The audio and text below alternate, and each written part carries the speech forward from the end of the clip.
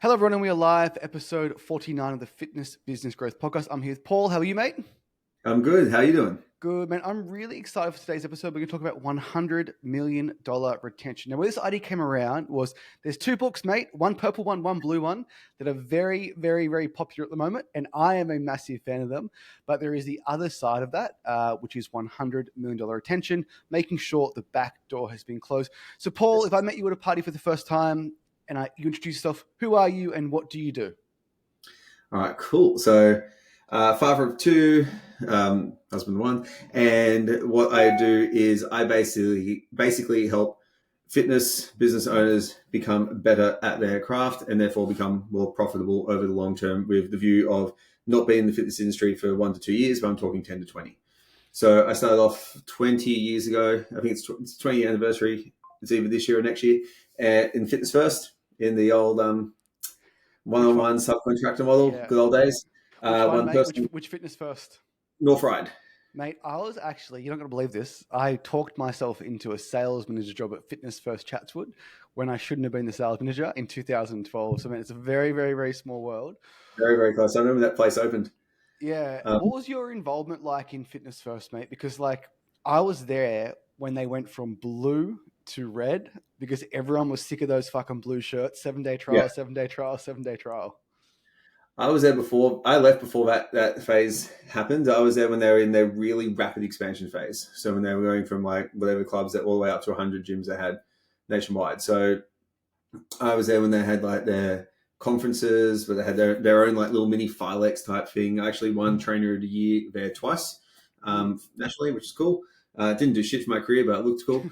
Uh, and I was only there for 3 years. I left because of, well, funny enough, talking about stuff like this, burnout.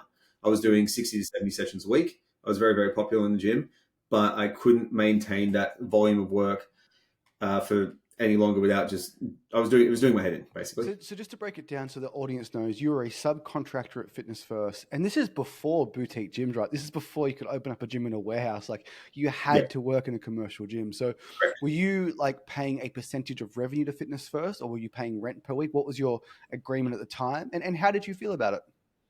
Cool. 225 a week, I think was the amount I paid back then. It was 250 because I went to what they called their passport membership, where I could go from club to club. So I had clients in Mossman, North Sydney, St Leonard's, all the clubs around that area. So my experience with it from the rent model, I actually didn't really have a problem with it because I was successful. That was the key thing. So if the rent model worked really well because it was a fixed cost that I knew I would have every single week, I knew I had X now sessions per week. And because I had differentiated myself very early on in my career from the other trainers as someone of a musculoskeletal rehab specialist, I had leads. And, I chose that speciality based on the location of the gym. The gym was connected to an RSL. Okay. So we think RSL, we think older people, we think injuries. We think bingo. We think bingo, we think, the $12 lamb roast, right? But a lot of the members who came from the RSL, they're all broken. They had back pain, knee pain, hip pain, shoulder pain. So I basically got a mentor and studied everything under the sun I could on corrective exercise and rehabilitation, despite being a 21-year-old male, let's be honest, how many 21-year-old males are interested in rotator cuff rehab? Yeah. Rather than training fitness models. I did that because I was like, this is where the money is. Like, this is going to make it very easy for me to get booked up fully to 30, And 40, 50. being 21 and seeing connected to the RSL, I would say that you had a level of maturity far beyond your years. Because I'm 33, and I think back to when I was 21, and I was not thinking that far into things. So, I was my mentor. He pushed me. And do you mind sharing who your mentor was, or like who did you work with, or who had that biggest breakthrough on you to think differently, as opposed to training all the young pretty girls in Sydney? Yep. So the young pretty girls wouldn't talk to me, so that made that easy.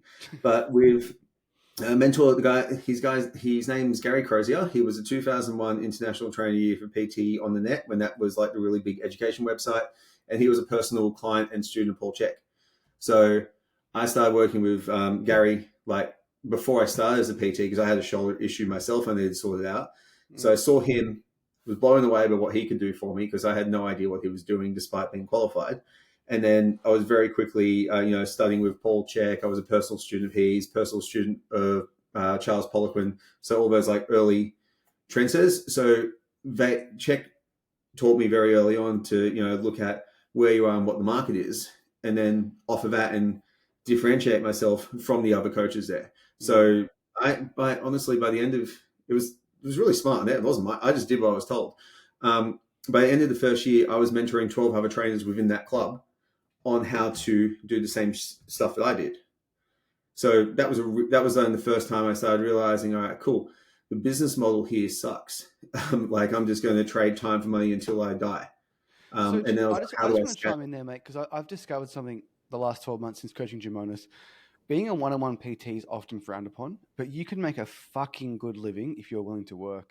And the Oh, I fact that was, you, so just like the fact that you can be at Fitness First, at that time they would have been adding 200 members per month. You can book 40 consults. It is a great place to prove yourself.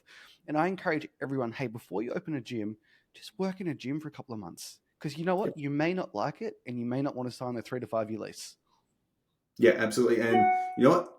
The stuff you learn in a gym lasts for in the commercial gym improves your ability to run online, in person, Yeah. own your own gym because you learn to talk to so many people, you learn how to sell, you learn how to deal with objections, you learn how to deal with pissed off members, and you learn Yeah. all things about scheduling, financial budgeting, Yeah. tracking direct debits. It's like the most valuable playground that you can go to, and you So get paid to learn. yeah, so in 2012, I was like doing a typical bro split. I loved bodybuilding, and Mhm. I just literally applied for a sales manager job at Chatswood, Yeah, Fitness First, and I applied for it, talked the talk, I got it. I went in there and I'm like, there's a sales board. Like, what's a lead? What's a booking? What's a consult? What's a show rate? The trainer boards, what's that? And just like, it exposes to you too that like, hey, like if you're in the fitness industry, it's all good and well to love fitness, but there is a massive business element behind it.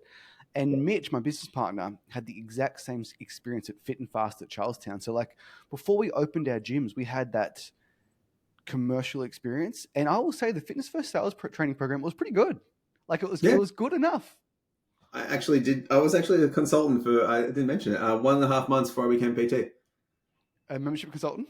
Yeah, I did the sales. I first month I hit 52, which is pretty good, and I hit 50 within 2 weeks of the second month. But I quit because I got my Cert 4 actually delivered by that point, and I wanted to move into the training realm. Yeah. So So I couldn't agree, mate. It's a great place to learn. It's a great place yeah, to. You also see other trainers like who are successful, who aren't successful, what habits do they have, what habits do they have, and yeah, I literally like our gyms were successful because Mitch and I had that experience at Fit and Fast and Fitness First before we opened. yeah, absolutely. People just frown on them all the time, but yeah, they're the best learning ground.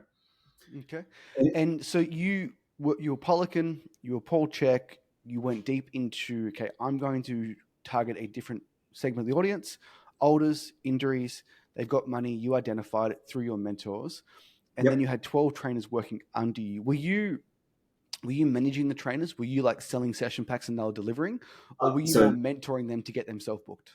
there's two because I was already thinking of diversification of income. At that point, I had 12 trainers I mentored, so they paid me on a weekly rate to teach them the stuff I knew, So and there was four you're a trainers. business coach before it was cool, mate. I didn't start coaching business like 2 years ago because I was like, I don't know shit yet. I was like, I don't Yeah, know anything because I was so technically focused, and I managed four other trainers. They worked underneath me. They still got their own leads and did all that stuff because again, the gym was bringing in 200, 300 members a month, right? It wasn't a lack of leads.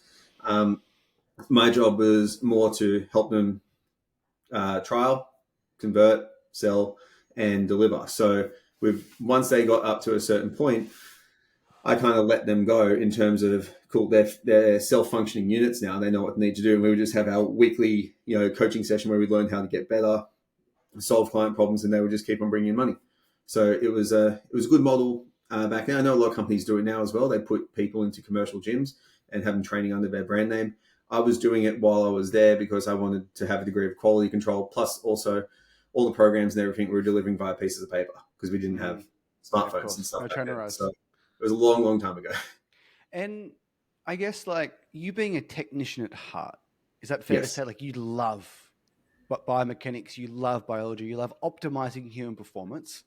That's exactly it. Was there a point of diminishing returns for you, or did you struggle to transition to like, hey, like I know this information, but I also need to sell this person? Did you struggle?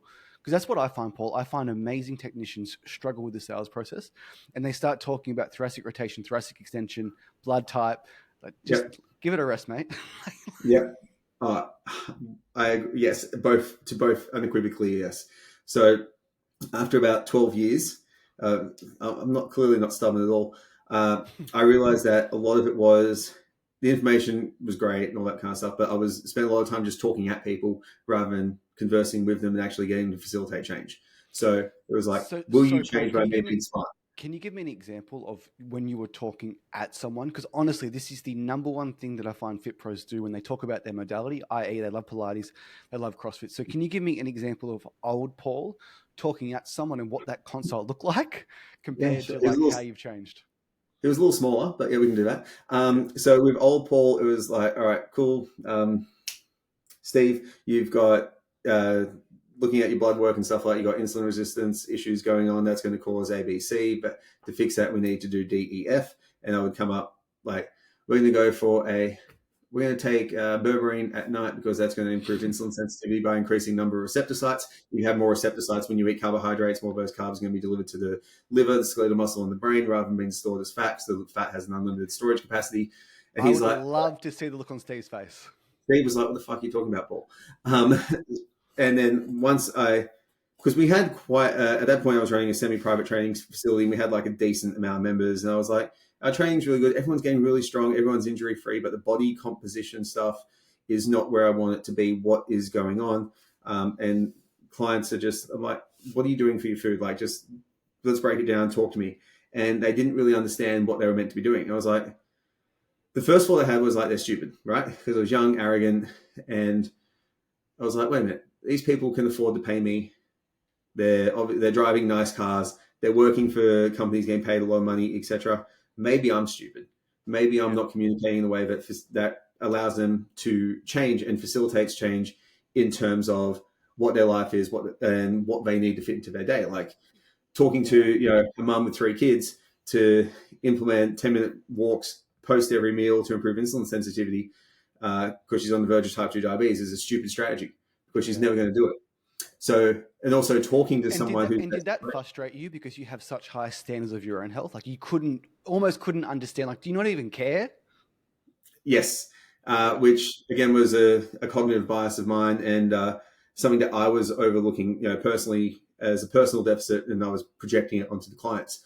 So I spent a lot of time going down the realm of psychology, counseling, learning how to communicate, client-centered coaching, facilitating change, motivational interviewing, readiness for change, transforming ambivalence, and working out communication strategies and frameworks more so than actually a strategy. So I could do it, but then also get my staff to do it as well. Because there was the way I figured it back then, because I was starting to read business literature more, I was like, if I can't get my guys to do what I do, I'm not going to expect them to know everything I know, like about anatomy, physiology. It's not fair because I've had 12-year head start. Yeah, of course. But if I can get them to communicate in a framework, which anyone can, like, they say sales can't be taught. No, absolutely. Sales should be taught, right? People learn how to do sales. They can learn how to do anything. So the framework, you can teach it. So I spent a lot of my time with all this communication and psychology, creating or studying frameworks that we could use to do that. So even if the trainer didn't have the level of technical skill that, I would desire, they were still able to get the client an awesome result because the client could actually adapt and implement what they said and actually get the outcome. Because for the really, really technical stuff that I still spend my time learning about, it's the 0.5 to 1% of clients will need it. Yeah. And that's like they're the clients you should be for. It's interesting you said the old Paul, the arrogant Paul, and you had to look in the mirror and say like, hey, like they're not getting results. It's my fault because I'm not communicating in the way that they'll understand. And that's such a fucking powerful frame. Like whenever something goes wrong in my business, it's my fault. Like, it's not, it's, I literally didn't communicate it right. Like I didn't say, do you understand the tasks that you have to do? And if they do understand it and that it still wasn't successful, I need to make more steps. Like it's just everything is your fault. Exactly. I tell all my students that as well. Your business sucks. It's your fault. And the first couple of times, it hurts because it does hurt when you realize that you're the problem. And we actually even teach with our fault model, I guess. I even teach it as my framework for getting clients to recognize that when they're not changing or when they're struggling with something, it's their fault as well. Not in terms of like you're an idiot or anything like that, but for them realizing that they're the problem that's stopping themselves from changing. So it's kind of like I could tell the client that, hey, you're eating 2 liters of ice cream every night, and you're drinking 6 beers, and whatever you're doing at night, that's making you fat. That's making you gain weight. That's making you unhealthy. I could tell someone that, and I wouldn't be wrong, but they're not going to change Yeah. because they're going to be like, I love James Smith. I think he's very charismatic. I think his Instagram's amazing. He shouts calorie deficit from the rooftop. yep, Easy to understand, fucking hard to do. yeah, Like because like it's save more money, easy to understand, hard to do. Like yeah, some of the most simple principles, just because they're simple to understand doesn't mean they're simple to execute. And I'm sure that frustrates you. I'm just going to do a calorie deficit. Well, you've been trying that for 12 years now, and there's somewhere along that 7-day period where you have a meltdown and you have the ice cream. Yeah, and the framework I came up with, it's called like specific impact, change, continue. It's for the client. You say, hey, I've noticed you're doing this. Tell me more about it. It's a very curious approach to it rather than a judgmental. And then you ask the client, how's that affecting you? And this is where you can use your technical knowledge to go to town on people. It's like, how's it, like, say they're binge drinking at night. How's it affecting your sleep? They tell you how much it sucks. How's it affecting your training? They tell you how much it sucks. So it's not you saying, oh, if you drink alcohol at night, you're going to impact your recovery. No one wants to hear that. But if they say, yeah, man, I feel like shit, after a period of time, they realize that, man, it's my behavior that's causing the problem. It's not anyone else's fault. It's I'm doing the behavior. And then once they get to that point, 2009 Christopher Nolan Inception. It has to be their idea.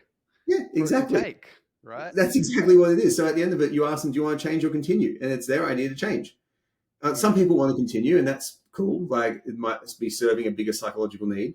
But then with the change or continue, it's like, shit, they've come to the point where they're like, yes, I need to change this, rather than me going, you have to change this. And just like that one framework alone just shifts clients' results dramatically. It's also the biggest thing I see on sales calls, mate. Someone will say, I need accountability. And the salesperson will say, oh, yeah, you need accountability. I need to check on you every single day. Yep. Once again, you're just you're preaching. If you said, oh, like, you feel like I need accountability, can you tell me more about that?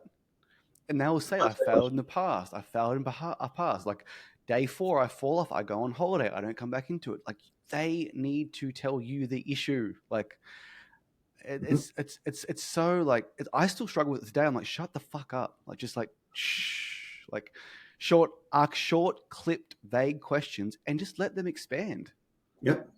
And by the end of it, because they've told you the problem, they realize they need help. The sales process is so much easier, I'm assuming, because they've answered all their objections and they've defined how big the problem is. Yeah. You need them to realize that, like, you had the solution to their problem, which is you have the accountability, but they need to identify it. I'm sure you see it all the time too, Paul. It's like, keto sucks. Well, you just can't say that to someone because they watched Married at First Sight and their 4 people on Instagram are doing keto. So I tell, like, you like keto. Can you tell me more about that? Are you still doing it? Are you still doing it now? Oh, nah, I'm not doing it now. Oh, like, why not? Oh, I found it restrictive. You found it restrictive? Yeah, like, I'd start off really good and fall off. And like, how long have you been doing that for? 6 years. And like, do you still think that's a good path to do, or do you think you could explore other options? And they'll say, like, they're on the call to explore other options. Yeah. But if you just say keto sucks, they feel attacked.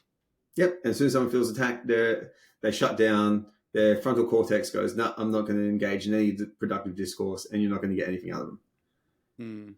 Unless you beat them down. But that's another sales strategy that a lot of people don't do these days. Yeah. And at the end of the day, you can't help someone that doesn't want to change, and they need to want to change by asking them good questions. I got a few friends, and I used to like, why are you doing that? Like, don't do that. Like, you're stupid. Like, and I'm trying to help. Genuinely coming from a good place. Old angry Paul, put the food down. Yeah, that's me. But like, I should have asked a better question. Like, hey, like, do you think those type of activities are going to lead you to having the gym that you want? Yeah, exactly. And asking, you get better questions, you get better outcomes every single time. 100%. So you were at Fitness First, successful trainer. you were mentoring people before it was cool. How did you transition to Meldrum Performance Coaching? How did you transition into owning the gyms that you own today? And like, what was that path like, going from, even though that you're a business owner in a PT, but to go out on your own and have to effectively find your own leads? Yeah, cool. So I have done the organic pathways, the paid pathway, all. There's not that many pathways if we go for the Mozzie thing. There's 4, but I've used all of them. So when I left fitness first, I actually moved into musculoskeletal rehab. So just like treatment stuff. So like I traveled with like musical theater, like Miss Wicked, for example. I traveled with that, did all the treatment for that, worked with a bunch of Olympians, things of that nature. And of course, again, I was like, oh, this is kind of restrictive. I'm just treating people all day, which is fine. I still need to get them training going forward because A, that creates recurring revenue for me. B, that creates a recurring result. So I opened up a semi-private training facility in St. Leonard's, and I was lucky enough to have the reputation where I would keep getting people coming to me. It was entirely referral based. Business partner did not have that luxury, who came on board with me. He was young in the industry in terms of years. He wasn't as good as I was as a technician, so he wasn't getting those referrals. And so what happened is we were still lucky enough from the referrals I got that I could get him fully booked for training. Again, I would say combination of luck and a lot of hard yards working. We then moved to the next facility, and we actually were able to we were there doing semi-private training when Facebook ads launched and became a thing. So we worked with Travis Jones back in the very, very early days. Let's talk about Facebook ads, mate. Early days Facebook ads. Facebook ads came about, and what happened?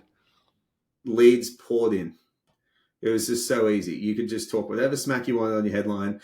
Use whatever image you want. It was not stressful at all in terms of that. And it literally, the business transformed immediately into hiring some more trainers to deal with the demand, my business partner calling people and doing sales calls all day long, and me doing consults. That's kind of like the structure we had.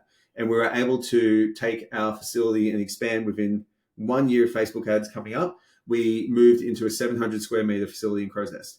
So for a semi-private training facility, 700 square meters is freaking huge. That's massive. So for some perspective, my gym's 178 squares. It's small. There's good things about it, and then some bad things about it. So the bad thing was it was expensive. It was a nightmare logistically to run. The amount of cleaning, all the stuff you had to do. Our expenses were well over $500,000 a year. We had 12 full-time coaches, all booked out, all doing semi-private from 6 a.m. to 10, from 12 to 2, 4 to 8, all booked out. So we were doing, you were talking about earlier, just before the call, a Fit Stop or another gym with 400 members. We had 400 members doing semi-private PT 4 times a week, all with their own coach assigned to them to keep them on track. Man, that's a lot of moving parts. A lot of moving parts. And we were, again, Facebook ads were much easier back then. We were bringing in 100 leads a month. From the 100 leads a month, we would bring in 50, and this is kind of where it goes into the topic of today. What happened was bring 50 clients in, whatever deal it was, maybe retain whatever, depending on the promotion. It was 28 for 28 days, 30 for 30, whatever structure people use, but we would lose clients. So our business stayed, it went like that. Yeah. Because our retention strategies were shit. Yeah. So, mate, we opened in 2015. We got lucky, and I think it's important to acknowledge we were just product of the time. We used to click boost post, and without fail, the inbox would just absolutely light up overnight. I'd wake up to 20 messages, and we signed 330 people in 2 months, and but we lost 250. Because it just there was it felt like an infinite number of people. But I promise you, if you run your business like that, you will burn the area, which is what we did. Yeah, we came very close to burning the area. We were in St. Leonard's. The danger for us, St. Leonard's, North Sydney, is very transient. So a lot of people move in and out of the area very often. So we were lucky in terms of that. And there was more buildings going up and more times, so more new people were coming in again and again. And I would say still the majority of the long-term sustained business growth clients who still work with me online today, were brought in referrals from other clients because of the ones that, me or some of the better coaches, because not all coaches were the same, worked with in the gym and got good results. So we had to, at that point, really work at optimizing retention, which became my job in the business. And all through that time, I was mentoring other PTs, on the technical side of things and setting up their gyms in terms of the systems. And then that basically led into when that gym dissolved before COVID, due to real estate issues of all the things in the world. Yeah. Me just sticking on with the MPC, changing to MPC when that shut down, and just moving purely into the mentoring space. It's interesting, right? Like back to luck again, like good lease, good timing, good real estate terms. Like if you have a 3x3x3 and they don't want to renew the next 3 years, you built this amazing business. Like that's where I do like online, because Yeah, like gym owners, I'm not sure they realize just how much risk they actually take in terms of council DAs, in terms of owners complaining, in terms of someone putting a brick through the window. It is serious business, which is why like I think it makes perfect sense to go work at a fitness first, to go work at a Snap Fitness, to go work at an Anytime, just for like 60 days. Like you might change your mind. yeah, they had, and those facilities have security. Our leaving, right, was the gym dissolving. Was literally, I got in there one day at 6 a.m. or 10 to 6 for my head coach, and they were changing the locks. And I was like, "What are you doing?" And they're like, "We're not happy with the contract." The building was there's a lot of issues with the building being sold as a heritage building. It had a listing on it, and then it got wiped. And the building was worth far more. Like it was a huge, like 9-story building right where they're building the Crow's Nest light rail now. So the government was going to pay for it. So they would charge whatever they want, right? Who cares about a gym who's like in the basement all the way underground and what they want to do? So they just locked us out. They literally, because our lease would have ruined the selling. So illegal, but they had so much money that we couldn't actually do anything about it, which really, really sucks. How did you feel in that moment? 10 past 6, locks on the door. You've built this business for years and years and years. Because I like sharing the highlights, but like Yeah, you at your lowest point, like what was that like for you? I was actually saying relieved. Why is that? I was tired. I was like, how much longer can I go on doing this? I was at that point in my career. So the low point actually came before that, because my business partner and I had a falling out. And like I was running the place entirely by myself at that point. He was kind of bought out. And I was like, man, I'm juggling the ads and sales. I'm trying to deal with staff. I'm trying to train members too, because I had to let a few trainers go for different issues. Member complaints. I'm like, how much longer can I work from 6 a.m. to 8 p.m. every day? Like trying to handle bouncing all these balls. Like what's going to break first? Is it going to be me? Is it going to be the business? And then when they did that, I remember I went out, I told all the members that there was just a water leak issue. I just dealt with it that day by white lie. Yeah. Because they were doing construction next door to it. So I was like, cool, we can get away with that. And we went and had a cup of coffee after that. And I just sat there for a little bit, and I'm like, this. And my thought was, this isn't the worst thing that could ever happen. And at that point, you realize something needs to change, because that should be devastating. Yeah, I was like, something that should be devastating. All these people, the clients are more devastated than I was by a long shot. Can we dive into your business partnership that failed? So Yeah. I've been in a business partnership with my best friend, Mitch from high school, 2006. We are best friends. We are brothers, 50-50 until we die. Like we have that commitment. We have the commitment that if Ellen passes away, she gets percentage of the business for the rest of her life. That's the level of detail we've gone into. But while we are best friends, we are so different. Like I am marketing, sales, he is operations and retention. I am sloppy with admin. I don't care about bookkeeping, don't care about accounting. That's his problem. But he's not up at 9 p.m. in ClickFunnels. Like, I'm going to make this new funnel.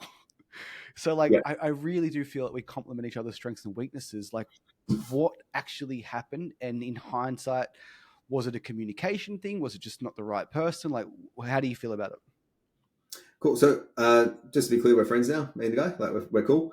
We dealt with everything and sorted it out. And we kind of came to the conclusion that it was a communication issue, and then also wrong person in the wrong role.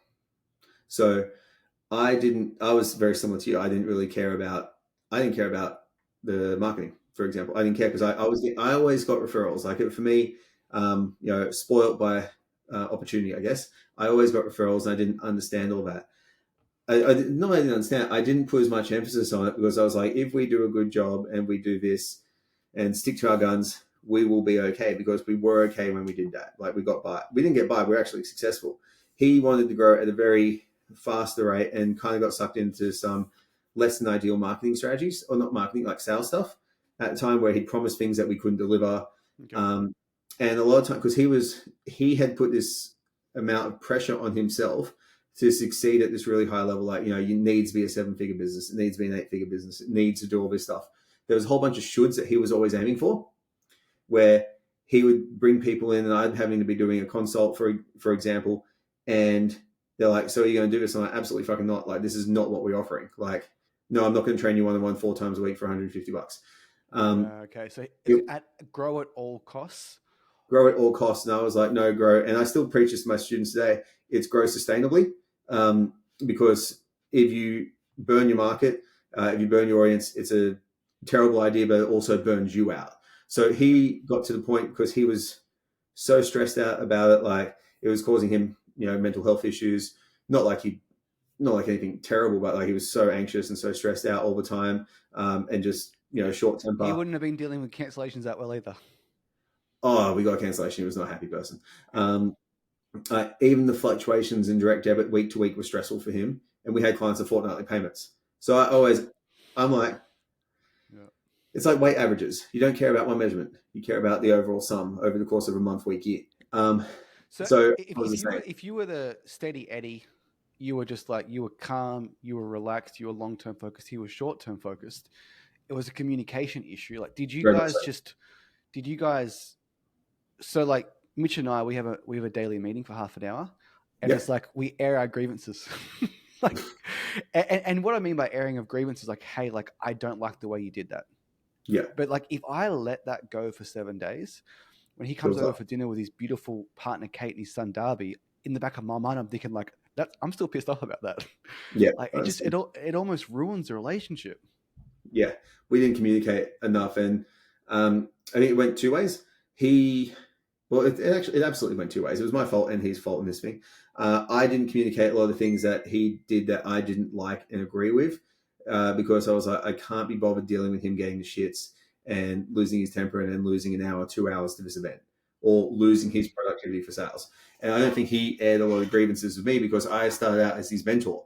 So, and he always had me on, I guess. He always said to me, I'm not saying this to sound like a dick, he's like, why are you doing this? Why aren't you a doctor? Why aren't you doing something like that where it's more, you know, science-based and you can use your knowledge about all this stuff for a bigger purpose? Which was a nice compliment, but he didn't feel confident airing his grievances with how I was doing stuff. So like, after it all ended, we were able to air our grievances quite effectively and get over it within a day. Like, it was really, really quick. It's amazing what a 3-hour chat and a coffee would do if you just have an open conversation.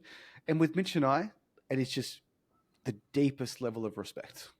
Yeah, and when you have that, it makes life, like, business partnerships go so easy, because you can have an argument about something or a disagreement and it gets solved, and you find a better solution for everyone rather than one person winning their way. It's a Jeff Bezos quote. It's like, be like certain on the mission, but be flexible on the details. Yeah. And when you have 2 business partners, there's 2 ways to accomplish anything. And it's like, well, what way is better? And you both have different perspectives and you want to share that with each other. And sometimes he's like, Jayme, you're a fucking idiot. Like, that's a stupid idea. Like, why are you doing that? Like, why are you being so impulsive? I'm like, mate, like, it's time to go. Yeah. And of course, at all times, it's somewhere in the middle. Yeah, absolutely. It's always the pendulum. And you guys sound like you're 2 different ends of the pendulum. And when you meet in the middle, it's probably the best way for everyone. 100%. So you moved on. You're now, gym's closed. It was relief. You were burned out. Did you go into the online space then, or when did you transition into I went back into commercial. Back to commercial, the good old days. I went to a Gold's gym, of all places, and in the local area, and I just told my clients to follow me, and I would train them, but I would be doing very limited hours. Like, I'm talking 6 to 10, and then like either 2 to 4 or 4 to 6. That was it. 12 to 2 or 4 to 6. So I'd work like max 6 hours a day in the gym, and even then I would take a break in the morning. So I was training semi-private in the commercial gym, 15 clients at a time, which, as you can imagine, for everyone else in the gym was a bit of a shock, because they were all one-on-one coaches. Like, what do you mean you can train 15 people at once and get paid well for it? I'm like, you can train 15 people well and get paid for it. Like, I basically ended up being a gym concierge, just walking around helping people with what they were doing. Yeah, so you detach your session rate from the outcome. Hey, I'm going to write you a program. There can be 10 people doing 10 different programs. I'm here to support you on your journey. Yep, exactly. Yeah. And And that would have been revolutionary at the time because people just cannot get over 60 for 1 hour of time. yep, It's the same way online coaches think, like, how can you charge 120 a week with a 15-minute phone call? Because they're not paying for the yeah, 15 minutes. yeah. My most expensive online coach is charging $350 a week for online. Yeah. And I help him with writing his programs because they're dealing with some deeper stuff because the problem is deep, so it needs to be sorted out. But with that model, so when I was in Golds, I basically, all right, cool. I'm going to make the thought process I had because I had time to think was I'm going to make my product or my business bulletproof. So I'm going to have the mentoring for trainers. I'm going to start exploring more, learning way more about business and like all the things I don't know because obviously I didn't know a whole bunch of stuff, which is why the gym shut down. Besides the communication issues, that was a big thing. I could have been a lot better at a lot of business stuff. So I needed to address that block in my knowledge, that gap. And I'm going to make my business online flexible so I don't have to be there. So I can be there if I choose. I don't have to be if I don't want to. And then that pesky flu came around at that time, right? So I was doing that right at the time of when COVID shut down. So when everyone was having a panic attack about COVID, like I got the message on the Monday, as everyone else did in New South Wales, that was shutting down by 12 o'clock that day. And I was operating online with some Zoom stuff for 7 o'clock the next day. I was like, great, here's an opportunity to flex these muscles and see if the model works. Did you have belief then that you could deliver the exact same results online that you delivered in person? Or was that something that was shattered in that period? Well, no, I didn't shatter any expectations because I didn't believe I could do the same results because I knew I wouldn't have the same resources because clients would be training at home and all that kind of stuff. The movement would be restricted. So I was like, cool, we need to recalibrate our expectations of what people can achieve in that time. Can they get better? Absolutely. Will they get to their best? No, because the resources are limited. And like I was totally okay with that. I was like, because my perspective then was it's not for a lot of people it's not about getting like an elite level result. They don't need it, they don't want it, they won't invest the time, effort, resources, and energy to get an elite result with the cost that it has in terms of time, effort, all that stuff. So for me, I was just more interested to see because if my wife, she's successful, so we were financially okay. Like I wasn't stressed at all about financially. I was like, cool, I get some time off. I don't have to be in the gym anymore. I'm gonna. So This is my that time feeling to there, test. sorry, just jump in. The feeling you had when you closed your gym, it was like, oh, take a breath. Did you experience that again? Like, oh, like I can stay at home. I loved COVID. It sounds like really horrible because a lot of people really struggled. It gave me the opportunity to because I'd been in gyms from like early morning to late night for 15 years. That's a long time to be in that environment, and anyone would get burnt out, I think. So for me, I was like, cool. This is because my wife she was considered her business was considered emergency work, so they stayed open even though they didn't actually have to do anything, which was cool for her. She just got her stuff done. For me, it was an opportunity. Like, cool. How do I build the MPC program into something much bigger than what I thought I could? Because now I have the time to build it. What do I want it to be? I had thinking space because I wasn't surrounded by people all day. Like I was literally on the computer for 2 hours a day, like with Zoom calls with people, and the rest of the time from like she was at work from like left at 7, didn't get home to 5:30. I had all that time to myself, just me and the cat, and to just think about what I wanted to actually build. So it was a very, very productive time for me.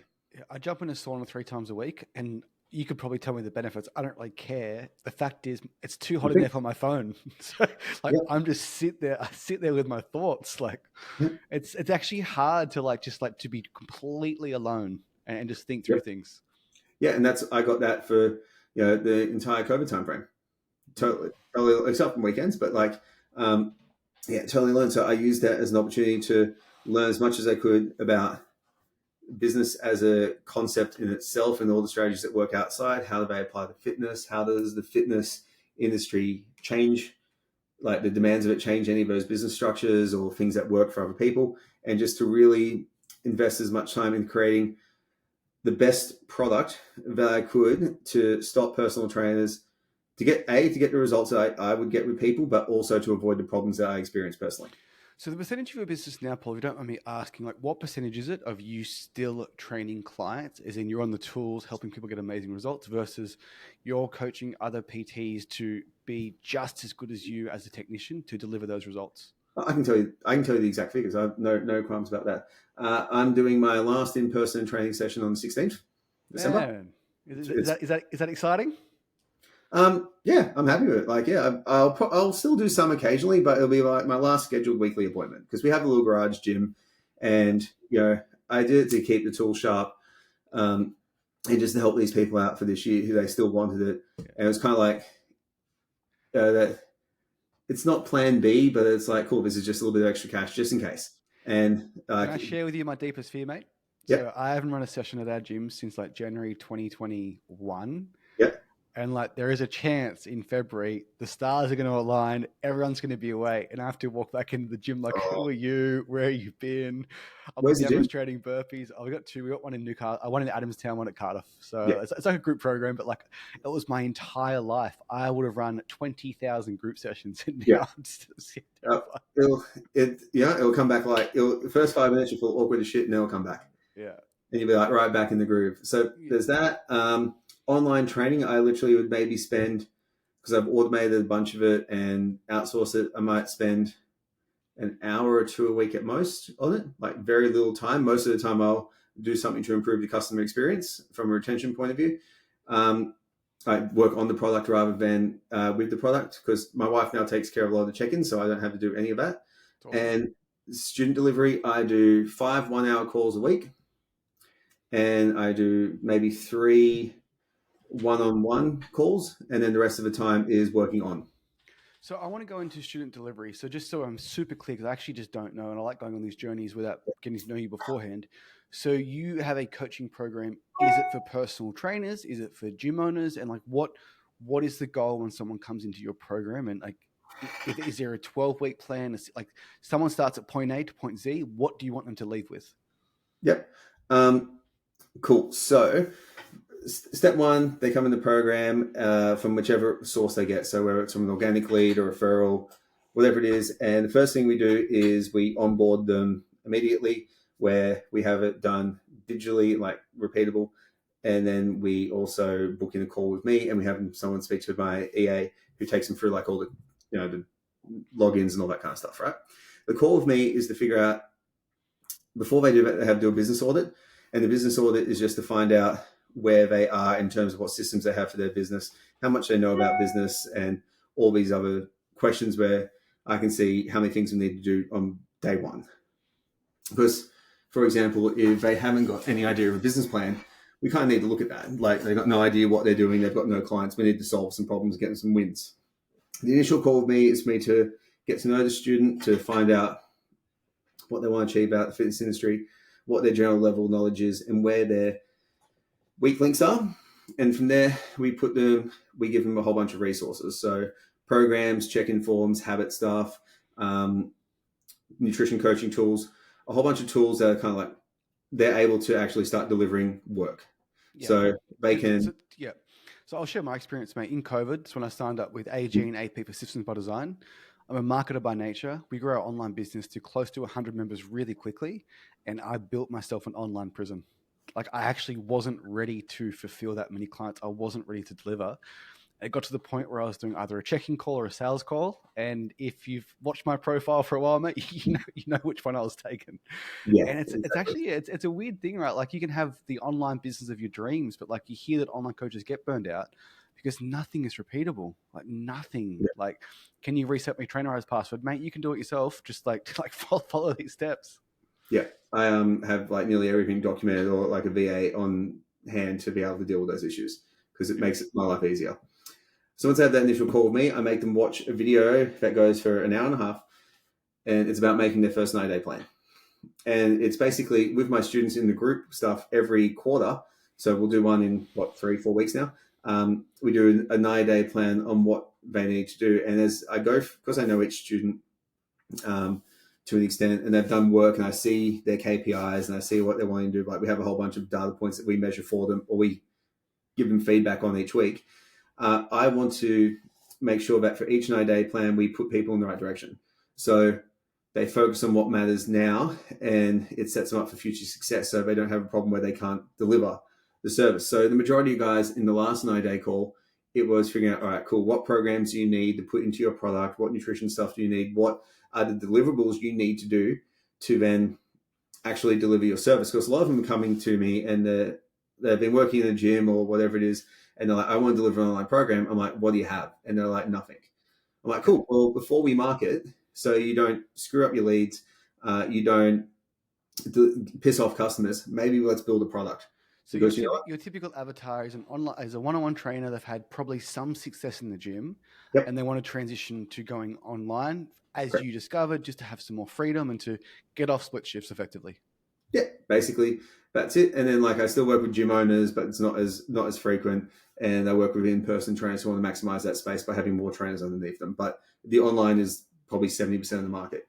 Okay. So each 90 days we rebrand out different things, or we replan out their next 90-day plan, and figure out what they have to deliver. We deliver a lot of the resources ourselves for trainers, so they can kind of like be done for them, so they can go and execute. Because if you tell a trainer to design like a bunch of social media templates, they'll look at you with a dumb look on their face and they'll freak out and procrastinate over it for weeks at a time. Yeah. And we'll just rather go, you know what, here's some shit that you can use today. Go and actually start creating some content around your niche avatar, create your ambassador program, reach out to your friends list, do all these other action steps that we know you can do, and get some people in, get some runs on the board before you worry about your perfection. So let's just say someone comes to you, Paul. They've gone through your 90-day program. They have this 16-week masterpiece or 6-month masterpiece, however long their program is. Yep. At that point, do you help them with lead generation too? And do you help with them with sales? Is that part of the process? Yep. So we have a marketing person on board, and now all our stuff's organic though. I'll preface that. We don't have anyone that we like in the some of our gym owners do their own marketing campaigns and stuff like that. They've learned off people like in a circle or whatever. Because a lot of these online guys, they only need to get 33 clients to get to 100K incomes based on the pricing models that we teach. And they are also going from hybrid in person to online. If they get a huge influx of clients, they get really overwhelmed. We had one client, one student do a Facebook group post, and she got 36 inquiries. And she's like, so you feel as though for these new trainers, because I was fairly harsh against organic marketing earlier in the year, and I've changed my tune a bit. I've grown up a little bit, Paul. You feel as though that if a trainer goes from one-on-one in person to online, they can grow to 33 members organically. And you feel as though that is a more sustainable way to test the product, to have some runs, to also fail, to optimize their program. And if they came to me and dumped money into ads and we got them 50 clients, they would just crumble under the pressure?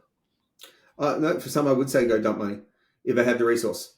If they have the resource where it's, I'm not attached to organic and all paid. I'm not attached to anything. It's like, yeah, I'm going. I message you about. I'm going to go paid next year, because I made the choice to stick with organic this year to see what I could do and to learn about it. So I did it as an experiment for myself. Like I learned something. I learned cool. From students who are doing paid, I'm like, cool. I see what they're doing wrong, or I think I see what they're doing wrong. I'm just using it as a learning platform for myself. Yep. Because we get trainers to become what I call subject matter experts in particular niches. They generally tend to do well with their organic content because it's very, very focused. It's very, very centered. I'd love to expand on that, Paul, because people won't know what avatar and niche focus means. So if you're an online trainer, please correct me if I'm wrong. You need to help one person and you need to solve one problem. You just can't be general weight loss because you can't charge premium prices. So when every single ad I run, group gym owners, attention group gym owners, I am trying to repel one-on-one trainers because they're not ready for me to dump money into ads. So when is that fair to say? What you kind of like, who do you help? Who's your passion? Do you look for a blue ocean, red ocean? I'm just so curious, mate. Cool. So I really like Homozi's idea of, finding a starving crowd. Like, is the market growing? Do they have the resources to pay for it? Are they desperate for help? And can you find them? I love that approach. So I don't really look for a blue ocean, like a totally unique market a lot of the time. A lot of my coaches, I would say 60% of my coaches are the avatar that they want to help anyway. So like I got a couple girls who specialize in bikini and glute transformations, and that's what they look like. So for them, I'm like, your marketing literally just needs to be, your organic marketing needs to be before and after pics of what you do with your girls. And she gets a consistent anywhere between 3 to 5 leads a week, but she closes 2 to 4 per week, every single week without fail, at a very, very sustainable rate for a business. So she's like, buying her first investment property at the moment. How Awesome. important do you think it is to be a representative of your product? Depends on the product. It depends on what the product is. So with this particular girl, she is like the archetype of it. Like she could be a bikini competitor in 6 weeks if she let me train her hard enough, right? Yeah. Um, Just skip one meal, hop on stage. Basically, sit one meal, hop and stepper, and you'll be good. She'd be good like that. Like for other females I work with, I'm going to use females as an example. They're PCOS, menstrual cycle disorder people. They're really good at dealing with that, and I teach all that technical side, which is the fun stuff for me. So, Paul, But share your secrets. How does someone find that avatar, find that niche? In particular, that one, because, like, for example, menopause, over yeah, 50, like autoimmune conditions, gut health issues. How do you find those people if you're doing organic marketing? Because yep. I suck at organic. Cool. So I would use something which I call the hub and spoke model, I guess, which I actually stole from Justin Welsh. I paid for it. So I paid for the course. Let's say I paid for it. It's basically what's your hub, which is kind of like your main topic that you're talking about. Let's say it's PCOS, polycystic ovarian syndrome. Cool. What are five or six topics that relate to polycystic ovarian syndrome? It could be resistance training. It could be insulin resistance. It could be identifying the type of PCOS, whether it's androgen overproduction of androgens, underproduction of estrogen, whatever derivative of PCOS it is, lifestyle strategies, psychological strategies, and then like long-term health things while you're having to deal with it. Then for each one of those things that you talk about, you would do 5 to 6 specific post types around that particular content. One would be an actionable post, which I would break down to a carousel. So, hey, got PCOS, these 3 supplements help, ding, ding, ding. One would be a motivational post, which would be, cool, this is, hey, meet Susan. She had PCOS, now she doesn't. Like a testimonial or a story about a client. Contrarian, which is where you say something that goes against the common grain, where you're trying to create a little bit of controversy and a little bit of a James Smith, like, eating calorie deficit, you piece of shit type post. That's kind of like people with PCOS need to eat carbs because that goes against some wisdom on PCS, for example. Observation is something that you talk about that you've noticed as a coach. And then the last one was observation. Prediction. There was another one. But the whole idea is to go, hey, this is PCOS. I'm Paul. I'm a subject matter expert in this because I can talk about it in so many different ways. And then when girls, guys, whatever it is, do that, I've got tons of different niches. I've got some people working with PCOS, some working menopause, some working with alcohol and cocaine addiction of all things, which is pretty out there. One guy whose niche is skinny fat Asians, because he's the avatar. It's unreal. I don't think I'd be a perfect representation of that niche, mate. He crushes it on that. He does great. Another one, like mums and bubs, like young bubs, they all basically all their organic content becomes about who that market is and what problems do they solve. They talk very little about themselves and what they do. Very, very little, because I always say to them, the audience, they care about knowing about you every now and then, but they don't need to know every detail of your life. Yeah, I love that, mate. So I make it a point to not talk about what we actually do on the podcast. I never ever mention what we do. I think know. Yeah, I talk about it. People just find out. But man, I love that, right? One thing I will say when I was making content early in the year, and I'm very, very, very new to this game, and I made some mistakes early on. I tried to be very contrarian because I look up to James Smith. I think he's great. And I was so against certain things that Gimonas were doing. And at a point in time, Paul, like, it's just not who I am. I'm a pretty nice guy. Like, I don't want to upset anyone. I don't want to make anyone annoyed and I think like it's okay to have a contrarian view, but like, do you truly believe it? And it's not what you say, it's how you say. So I could say, I think organic marketing is stupid. Yeah. Or for local group gym owners in Newcastle, or I could say, hey, like you can do that. But for me personally, in my experience, I've found there's a much better way. Here's the evidence. Yeah. And that can be a contrarian view. Like what I put up a while ago, and I got a lot of DMs about from trainers who were pissed at me. It was your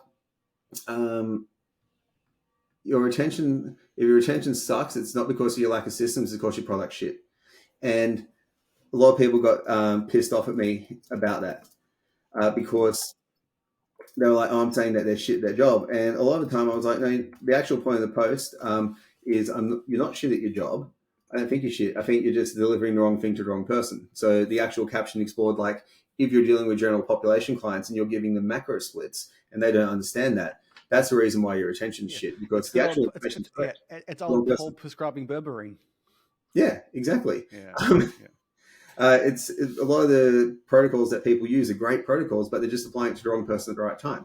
So you haven't identified your client level correctly, your client's level of competence. So it's not, clients are leaving a lot. Clients will leave a lot of time because they get overwhelmed.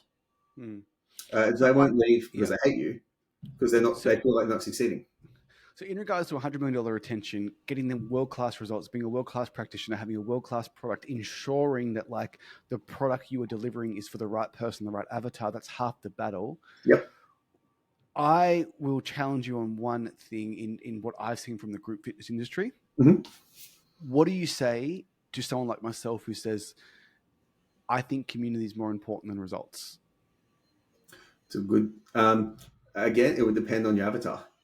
So group fitness, I would say, yeah, it's a lot of time. Absolutely, people stay for it. Absolutely.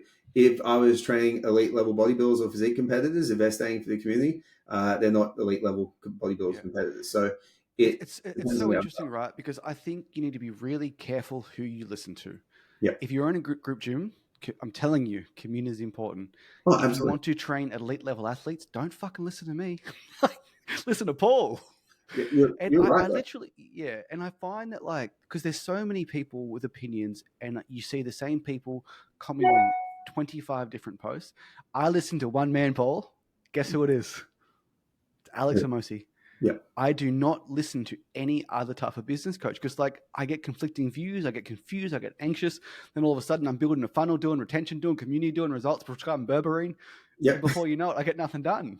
Yeah. And it's a good point. You stick to one thing and you get the benefit out of it. I see it with the elite physique community. They bunch from, someone does a show, and then they jump to a different coach the next time. It's like, give that coach an opportunity to change a plan based on the feedback that they've got and how you responded to that prep. Because guess what? As soon as you go to a new coach, they got to learn how you respond to shit. Same thing with elite level athletes. Like your coaching, and this is a thing for results. Coaching results and individuality gets better over time. It's not done on day one. Okay. If Is that someone says, because you learned you know the human being better? yeah, you cannot individualize on day one. If someone says I can give you a fully individualized program on day one, they're talking out their ass, because I don't know how you respond to volume. I don't know how you respond to certain movements. I don't know how you tolerate muscle damage. I don't know how you tolerate carbohydrates. I don't know how anything for you works. I'm just making a whole bunch of assumptions or guesswork about my experience and what's worked for certain people, but you may behave very, very differently. So like, for if someone says the individualized day one, they're an idiot, because they're lying. But then the longer you work with the coach, the better it gets. So if you listen to one piece of advice and you say, all right, cool, this is that, like the Hormozi, for example, you get everything. You're eventually going to get everything you can out of him. Then you move to the next level, and that's a really good strategy. Yeah. Like, hey, you may never get through it all. You might get $100 million leads and $100 million offers, make $200 million. And who else would you need to listen to at that point? But for most people, it's like, if you can, listen to like just one bit of advice and implement that, you're going to be better off than trying to take in the advice of, Alex Hormozi, Gary Vee, Ray Dalio, all these people, and putting it all together. You're just not really going to get any concrete direction. The cool thing is Hormozi listens to all those guys anyway, so he gives his spin on it regardless. With your vast experience, mate, since you were 22 years old, how old are you now? I'm 40. 40, 18 years in the industry. What is your opinion on the current state of fitness business coaches giving advice when they've never run a fitness business? Why do you think I open 2 gyms? Is my answer. Because even when I'm doing it now, I want to be authentic. And for me, mate, like that's why I resonate with you, because you've done it. And I'm not saying. And then you know what I hate the most, Paul? It is like, is Tiger Woods' caddy better than is Tiger Woods' caddy better at golf than Tiger Woods? You're not fucking Tiger Woods, mate. No. Like you're not Tiger Woods. You're running a gym. And I think we can both testify that I made so many mistakes in the teens in like 2015, 2016. And if I use those exact same strategies today in my gyms, they would fail. Yeah. And I think it's not what worked in the past. It is a different world post-COVID. And Absolutely. I think it's important to have someone who has that experience of because there's something about putting your own money into a gym. There's something about putting your own money into ad campaigns. There's something about testing things first before you shout from the hills that, hey, you should definitely do this. Yep, absolutely. That's why I don't target any gym owners yet for any stuff for optimizing the system. I have people reach out to me and I work to them, but I don't ever talk about it in my marketing at all. You can go through all my stuff. I say this can improve your retention, but I don't do anything ever about improving your business and getting more, making more money because, hey, I've done it in my gyms in the past. I have to do it again now though, because I've only owned for like a couple of months, right? So if I'm just talking all this shit and all your gyms are shutting down, I look like the biggest fraud ever. I can't stand when fitness business coaches talk about, oh, I sold my gym because I hated running it. By the way, I'm going to teach you how to do it. It's like, where's the congruency in that message? It's like, build your gym so it runs itself. But I sold mine. Well, if your business is running itself and it's profitable, why the fuck would you sell it? Yeah. Get it running for as long as you can, then sell it when you retire. Yeah, it's a tricky one, but that's where when me and Mitch first started helping gym owners, we made a pact hey, we are not going to talk about things that we don't know. And it's weird, mate. Occasionally I catch myself stepping out of line. And if you ask me how to run Facebook ads, I can talk about it for hours and there's no bar cur. But the second I talk about hiring staff, yep. I'm like, yep. So you go to Seek. Is it seek.com? I mumble, I fumble, I do 25 takes, but it's just, I find it really interesting that if I try and speak about things I don't know, I look like an idiot. I sound like an idiot.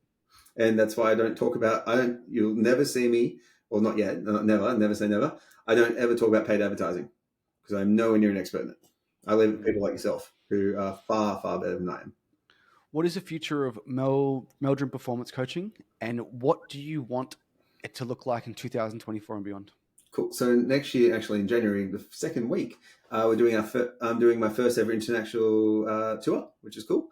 So I'm actually going to a gym in Hong Kong, but I'm teaching technical stuff. So It's like how technical stuff and some retention strategies. So how to make them better coaches is my thing. So next year we are basically that's what I messaged you about, going into paid marketing to expand the program, because this year was, can the program run in a group function at scale? It's currently got 70 to 80 trainers in it and it's running totally efficiently. So it's proven it can handle that amount of numbers. Now I can take the system to the next level.